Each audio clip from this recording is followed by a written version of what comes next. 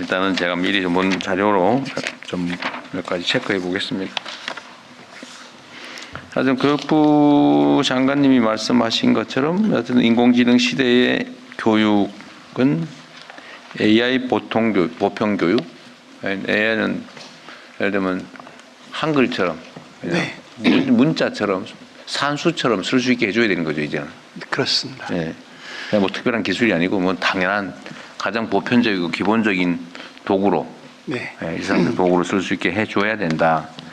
시스템이나 기술 역량이야 뭐 다른 부처에서 발굴할 텐데 하여튼 교육부는 평생교육도 그쪽에서 맡고 있는 거죠. 네, 그렇습니다. 그러니까 초중고 대학생뿐만이 아니라 일반 국민들의 평생교육 과정에서도 하여튼 인공지능을 어떻게 활용할 거냐. 네. 이런 기본적인 역량은 최대한 빨리 습득할 수 있게 해주셔야 될 것 같아요. 네. 그러니까 그 지금 이제 초중등 교육에서는 초등학교 5, 6학년 과정, 그다음에 중학교와 고등학교에는 정보 시간을 활용해서 주로 인공지능 교육을 하고 있는데 전문가들께서 말씀하시기는 짧은 시간이라도 지속적으로 이 교육이 이루어져야 된다. 중간에 끊어지면 안 된다는 말씀들을 하십니다. 그래서 네. 초등학교 저학년 단계부터 그 단계에 맞는 교육을 해 나가고 그리고 AI 중점 학교라는 걸 두어서 지금의 수업 시간보다 좀 더 많은 시간을 공부할 수 있도록 이렇게 지원하는 일이고요. 그다음에 대학교에서는 이미 대학생들 요약해 주시면 좋을 것 같아요. 네, 네. 활용을 하고 있기 때문에 오히려 그 강의와 평가가 어떻게 달라져야 될까를 네. 그 대교육과 함께 고민해야 될 것 같고 전문대를 중심으로 해서 성인 학습, 성인 AI 학습 이게 이제 평생 학습의 네. 일환을 같이 해가려고 하고 있습니다.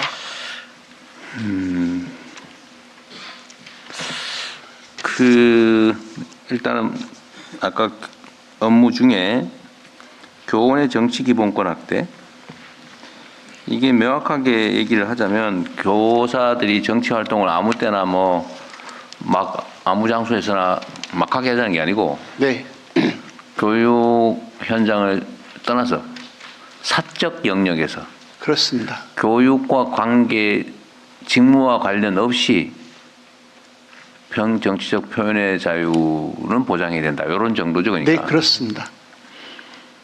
근무 시간 외에 직무와 관련 없이 사적인 영역에서 정치적 표현의 자유는 보장해야 된다. 정치적 표현을 할 수 있게 하자.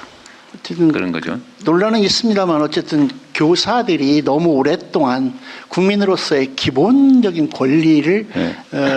네, 알겠는데 것을 네, 국민들이 걱정하는 거는 네, 이 선생님들이 정치적 중립을 해야지 학교 가지고 애들한테 한쪽 편들게 하고 막 이러는 거 아닐까? 이런 걱정을 하는 거죠. 네, 네. 네.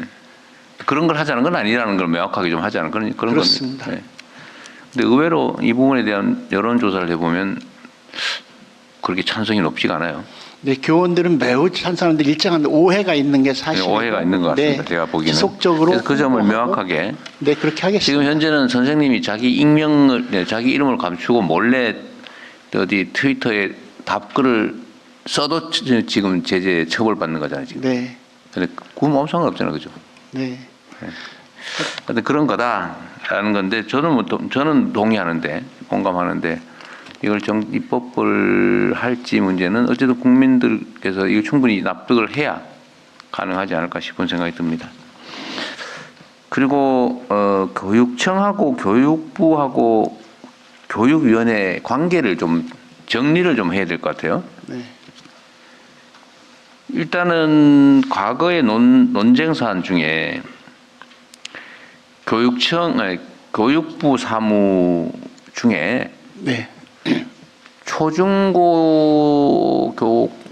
교육에 관한 부분은 각 지역의 그 교육감, 네, 교육자치기관, 교육감에게서 다 넘기는 게 어떠냐는 논란이 있었던 것 같아요. 네, 실제로 많은 부분을 넘기는 것이 필요하다고 생각합니다. 그리고 극단적으로는 그러면 교육청 뭐 할 일도 없는데 없애자. 그 점에 대해서는 어떠세요? 하지만 중앙부처로서의 교육부의 기능은 일정하게 남아있다고 보고요.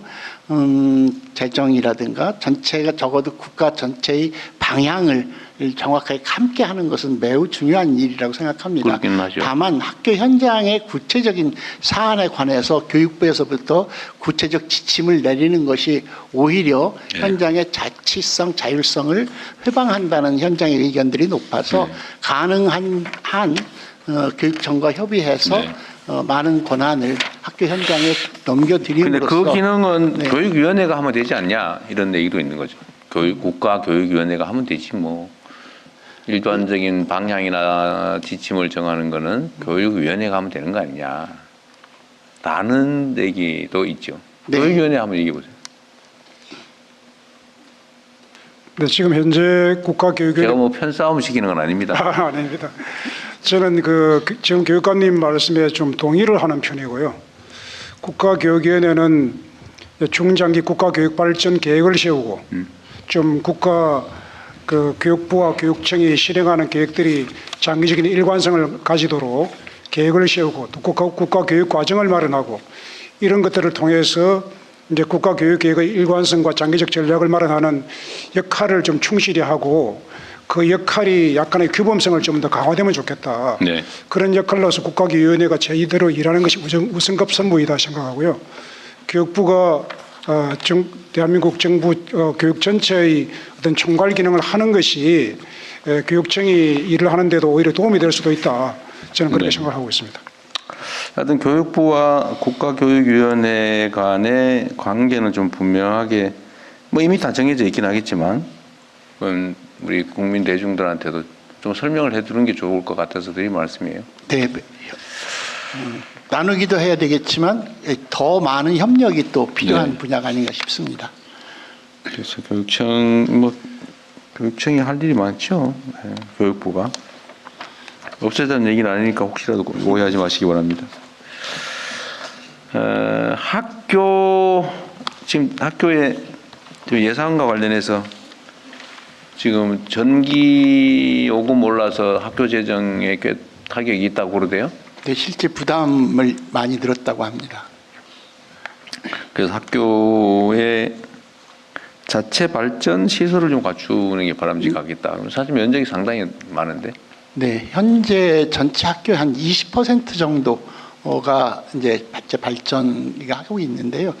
이걸 어쨌든 단계적으로 높여가야 되는데 그래서 주요한 사업 계획으로 넣고 있긴 합니다. 그런데 이제 그 하려면 학교 건물이 그걸 할 수 있도록 이게 되어 있는지 등등 점검하면서 지속적으로 네. 추진해 가려고 합니다. 이것은 단순히 전기 요금 문제가 아니라 우리 아이들에게 기후 위기 시대를 구체적으로 삶 속에서 늘 확인하고 배우는 교육의 과정이기 때문에도 매우 중요하다고 생각합니다. 18페이지에 보니까 민주 시민교육, 역사교육 강화라고 하는 것이 국정 과제이기도 하고 주요 사업으로 되어 있네요. 네. 하여튼 민주 시민교육 문제는 이건 민주 시민교육을 하면 이게 무슨 편향이 있는 것처럼 오해하는 경우도 있던데 민주 시민교육은 대한민국 민주공화국 구성원으로서의 헌법적인 가치를 교육하는 거잖아요. 그렇죠? 그렇습니다. 당연한 거고 이건 실제로 좀 그래야 될 것 같고요. 제가 아까 다른 부처하고 얘기할 때도 얘기를 한 것 같은데 전 세계적인 현상을 보면 민주주의가 제대로 정착하고 발전한 나라는 경제적으로도 성장 발전하는데 민주주의가 파괴된 나라가 제대로 되는 나라가 없어요. 이건 명확한 사실 같아요. 경험적으로 보면. 그래서 그 민주시민교육은 하여튼 민주주의 교육, 헌법 교육 이건 정말 중요한 과제인 것 같습니다. 그리고 역사 교육도 마찬가지인데요. 네, 그렇습니다. 특히 근현대사 네. 교육 문제는 좀 각별히 관심 가져야 될 것 같습니다. 네, 그렇게 하겠습니다. 네. 해외 한국어반 교육 20페이지에 나와 있는데 지금 최근에 한국 문화에 대한 선호도가 올라가고 각광을 받으면서 해외에 뭐 세종학당이나 한국어 학교, 한글 학교 이런 데 수요가 엄청나게 폭증하고 있다고 합니다. 네.